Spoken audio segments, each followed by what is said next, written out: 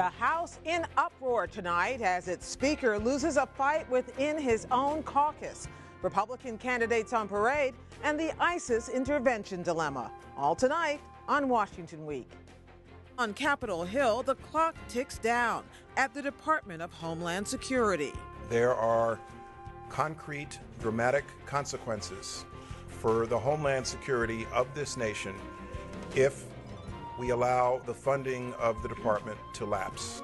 But Congress, divided over debates about immigration and executive power, can't agree on how to get it done. You know, the House by nature and by design is a hell of a lot more rambunctious place than the Senate. Much more.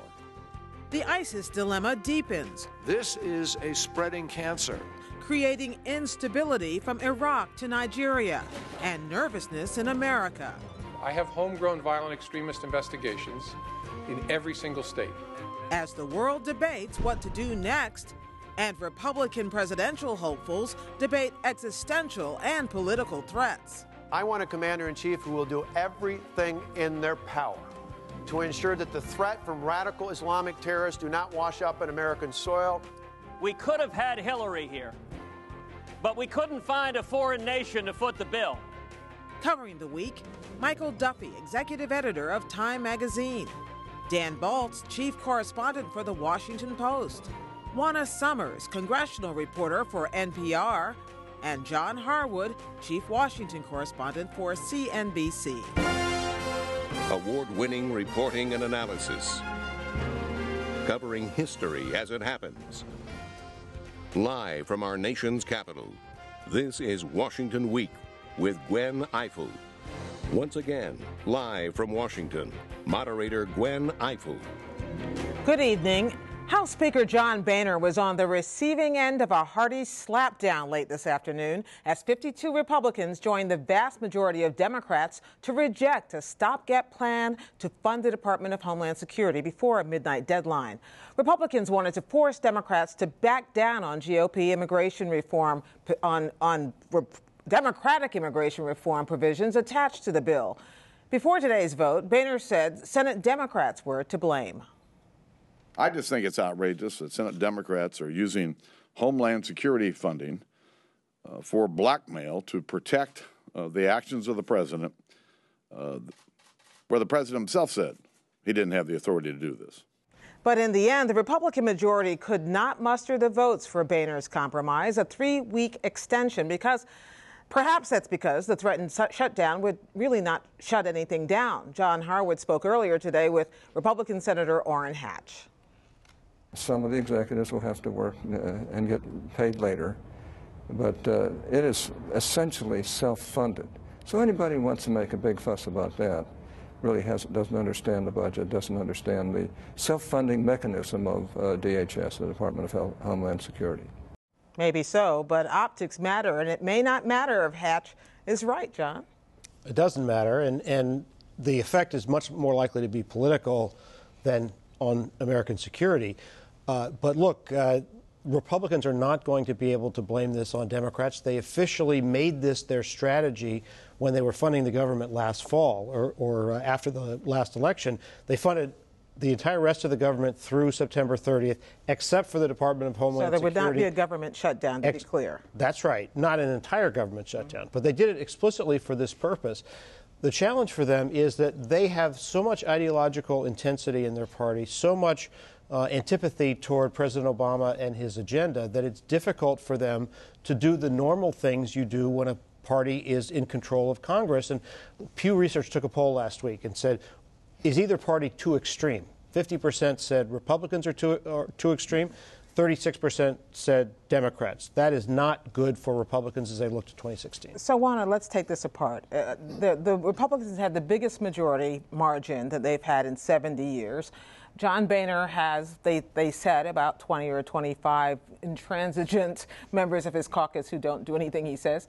But today, 52 people voted against this. What happened? How did it fall apart? You're absolutely right. And to John's point, this is exactly why they separated the Department of Homeland Security and wanted that funding to expire now after they had expanded control of the House of Representatives, after they had control of the Senate, and yet they still couldn't get there. I think the first problem with that, what happened today, was math. John Boehner and his whip team didn't count well. They underestimated just how strongly some conservatives felt. I think the second issue is that they expected that a number of Democrats could potentially help them out on this one, even if they had more defections than they estimated. But that didn't happen. House Democratic leadership was outright whipping against this bill, telling their members, pressuring them to kind of hold back, hold their fire. Don't give in. Don't join with them for this. And that's a change from what we've seen from Democrats on these spending bills in the past. Typically, we're on the brink of a government shutdown. You see the Democrats come in, help Republicans out, help them to pass something in the 11th hour. That is not what has happened today, and that's why we're still where we are right now.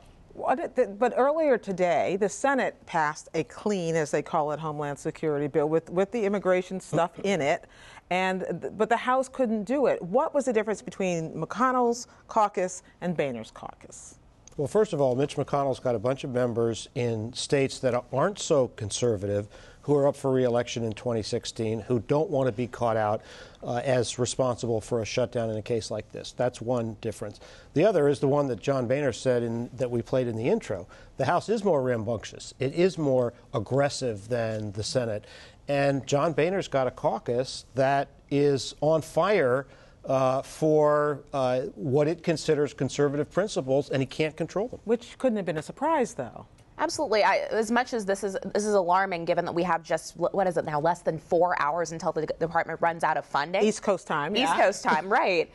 This isn't a huge surprise. I think you could tell by reading John Boehner's language and by looking at the people in the caucus and hearing what they were saying that this was not going down a good road. Just track what John Boehner's comments were. He never actually came out and spoke about supporting the plan that Senate Majority Leader Mitch McConnell actually did. He didn't talk about it. He didn't say, yes, I support this. What he said repeatedly is the House has done its job. It is time for the Senate to do its job. And so it's been very interesting watching the body language and kind of what's been telegraphed by our leaders this week. At the heart of the fight here is a dispute about the president's immigration policies, which in the last couple of weeks have been moved into the courts, and the courts are going to decide the future of it. That gave both houses of Congress and both parties an out, the way I always imagined, and they could say, well, the courts will decide this, so perhaps we could move on to other things. Was that not seen as a possible exit? Or it was by some.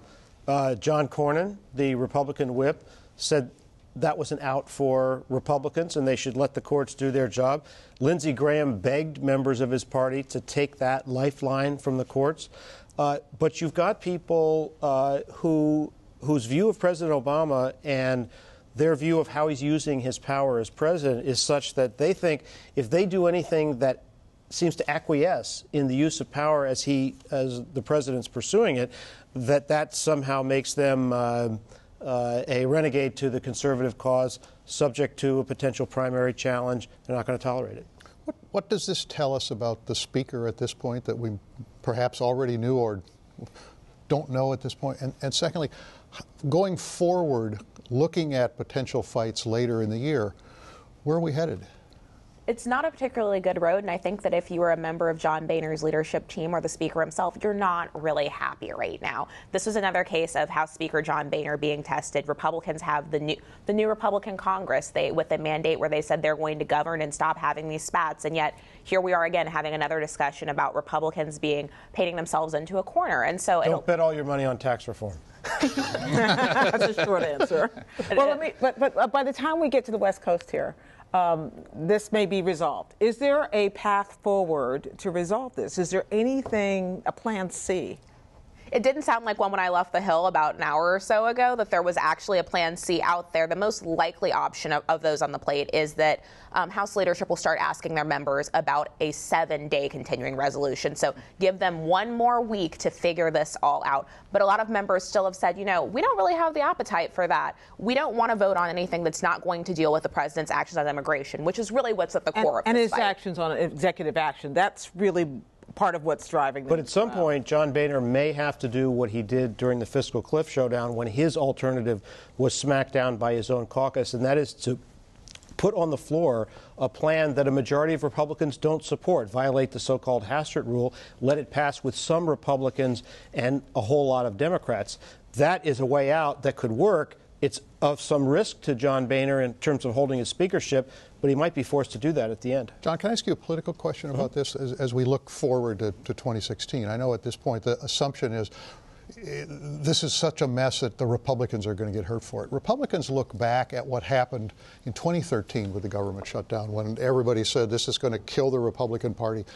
And they look at what happened in the election and they say, you know what, that didn't hurt us at all. So do they come into this fight with a somewhat different view of the political consequences than a lot of the conventional wisdom suggests? They do, but remember, the presidential election in 2016 is not going to be conducted just in Arkansas and Louisiana and Mississippi and a lot of the red states where those Senate elections took place. Bigger electorate, different playing field. Republicans don't want to take too many risks to that 2016 is going to be like 2014. Well, nice, perfect segue. Thank you so much. Let's talk about 2016, because just outside Washington today and yesterday, a trail of senators, present and former, governors, present and former, and a business executive or two have been punching their tickets at the Conservative Political Action Committee conference, one of the must-visit stops on the Republican primary trail. There was a lot of cheering, a little booing, and a couple of clear targets: President Obama and Hillary Clinton. President Obama has disqualified himself. He has shown himself incapable of being our commander-in-chief. I believe Hillary Clinton's abdication of responsibility, her refusal to provide an adequate defense for Benghazi, her dereliction of duty should forever preclude her from higher office. Hillary Clinton embodies the corruption of Washington. We need to take the power out of Washington and bring it back to the American people. There was also Chris Christie, who was asked why he was trailing in the polls, and Marco Rubio and Rick Perry, who weighed in on immigration, and on it goes. There were a lot of folks running for president. What was your takeaway, Dan? You know, with CPAC, it's always hard to come away with one takeaway. I mean, there are so many speeches and so many activists and a lot of storylines conflicting. I would say there are several. One is, as these comments show, foreign policy is now the main attack line by Republicans getting ready to run for president against this administration for two reasons. One, there's less consensus on the Republican side about economic issues. There's a real debate within the Republican Party about new policies and what they ought to be. But the second reason is that attacks on foreign policy make it easier to loop in Hillary Clinton to the criticism. The interesting thing is if you heard it once, you heard it 50 times. The issue of the president not being willing to call ISIS radical Islamic terrorism has inflamed the conservative base of the party, and it opens up a line of attack that all of the candidates are comfortable making. The argument being, if you can't identify the enemy, there's no way you can defeat the enemy. President obviously has a different view about this, but nonetheless it's there. The second is the very partisan split that has opened up with regard to the relations with the State of Israel. Prime Minister Netanyahu will be here next week at the invitation of the Speaker of the House. The Democrats and the President are upset about this. Susan Rice, the National Security Advisor, said, you know, this is a destructive act. Those two together have given the Republicans an opportunity to talk about foreign policy. So that's one. I think a second is that when you look at this field, you can't help but say to yourself, this is a much stronger potential field of candidates than the Republicans had running in 2012. And I mean, you mentioned there are a number of governors and former governors, all with records and a lot of experience, at least domestically. You have a number of first-term senators, put aside the question of the experience, but nonetheless some very bright lights who are also in this. So you're going to have an ideological fight. You're going to have a generational fight. So that's there. The third is, it's just a reminder of how wide open this race is. Yeah. Everybody want to? Dan, with the emphasis on foreign policy, did you get any clues at CPAC to how saleable Rand Paul's foreign policy views, which are somewhat different from those of the rivals for the nomination, are going to do. This is the toughest audience to try to gauge that because it's a younger audience, it's a more libertarian audience, it's a Rand Paul audience. So there are people in that ballroom who are more inclined to be receptive to him. It's clearly going to be a line of debate, and that's the one area you could see on the foreign policy discussion in which there was clear difference beginning to emerge. I'm also curious about Jeb Bush. How did he sell there? Well, this was like Jeb in the lion's den, right? I mean, the conservatives are, to put it mildly, skeptical of Jeb Bush. He seemed to kind of like it. He seemed kind of energized. Well, he was. Now, there was an interesting thing. This year, for the first time, they changed the format. It used to be you just came in and gave a speech, tried to, throw a lot of red meat to the crowd and get a lot of applause lines. This year, they decided that all prospective candidates could give a speech, but they also had to answer questions. They had the option of only answering questions, and Jeb Bush decided to do that. So he was interviewed for 20-plus minutes by Sean Hannity. He was engaging. I thought he did pretty well with this audience. There was some booing when he arrived, but there was a lot of applause. They had kind of packed the room with supporters. That format seemed to suit him. He's very much more comfortable in that. It lowered the bar, in a sense, on the applause meter. He could show off his knowledge of things. He got tough questions about Common Core and about immigration, basically held his ground on those, was able to point out on education specifically the conservative things he's done in addition to supporting Common Core. So he did pretty well. It sounds to me like they found their issue, though, just watching the tape. It's not foreign policy or economics. It's a former Secretary of State. They already seem to have centered on that. They think she might be the nominee. Yeah. So tell me how she loomed over this, or did she not? Well, she looms large over every Republican gathering at this point, but she's off doing, her preparation. She was in Silicon Valley this week talking about breaking every glass ceiling. So she's moving forward without much regard to them. No obstacles to her moving forward at the moment? There are many obstacles. Among them, and we'll talk about them in the webcast because we have to move on. One of the goals of all those would-be candidates was to prove they can handle foreign policy. And perhaps one of the most difficult challenges they face will be this: how to defeat a foe that derives its strength from the ability to provoke, whether through abduction or execution or sudden bloody carnage. The options are limited: boots on the ground, bombs from the air, negotiations around the edges. Those are the questions raised on the cover of this week's Time magazine. Did you all come up with any answers, Michael? Well, certainly no boots yet, more airstrikes, and probably many more of those to come. But those are the questions that will be in front of President Obama in the next weeks and months as the U.S. prepares to lay siege to the second largest city in Iraq. This is coming in 2 months at the inside or the outside, somewhere April and May. In Mosul. In Mosul, that's right. It's the second largest city, 25,000 troops, no Americans except at the margins, maybe 2,000 or 3,000. An unlikely coalition of Peshmerga Kurds, Iranian-linked Shia militias, remnants of elements of the Iraqi army, and then, of course, the U.S. forces at the edges, guiding, leading, and, of course, in the air. What's interesting is that in the last week when the U.S. has become incredibly transparent about this fight, they've talked about how they're going to do it, who's going to be there, when roughly when it's going to go, how long it will take, how bloody it will be, because right now this gets to the psychological part of this battle. We're in the third Iraqi war. There have been 2 before. This is the third. For the last 7 months, we've been attacking ISIS 2,500 different targets. And when it comes to the military battle space, we're doing great. We've killed several brigades worth. We've pushed them into a very relatively manageable area. But in the PR propaganda front, and on the other side of this, in the virtual battle space, we are not doing that great. They are, as you know, kidnapping and executing people on a regular, sometimes daily basis. That stuff goes out across the internet on videos and other forms, and it scares people everywhere, and it lures new recruits to the region. That has, as we saw this week in the United States even, there were arrests both in Florida and New York as people from this country, though they had come from other places, prepare to go, and that's obviously happening elsewhere. So they think this will all come down to a battle in Mosul. They hope they can win 2 battles there, both military and PR. We don't know if that's possible. Where is the president on all this? It's a really good question. He has up until now been absolutely clear about additional U.S. troops. There are about 3,000, 3,500 in Iraq. He has said so far there will be no more in this battle or any other. it will probably go up some. They may not be, men in uniform as we know them conventionally, but there will be probably an increase of some. It will depend entirely, I think, on whether the Pentagon pushes for them or he asks them for a plan in addition to the one they have. And if they decide to do that, that will be something that he will have to weigh. But at the moment, they have been clear that this is more of a trap for the U.S. if they go any deeper, and the threat is manageable as they have currently created the order of battle. Is the idea of a new authorization of military force from Congress, which we've been talking about in the last couple of weeks, is that relevant to the fight? Is that window dressing off to the side? Does it matter for this offensive? I tend to think it's the second. If the president can get this Congress to agree to tie its shoes, it would be in his name. That would be a win for the president, much less in the name of a military, an authorization of military force.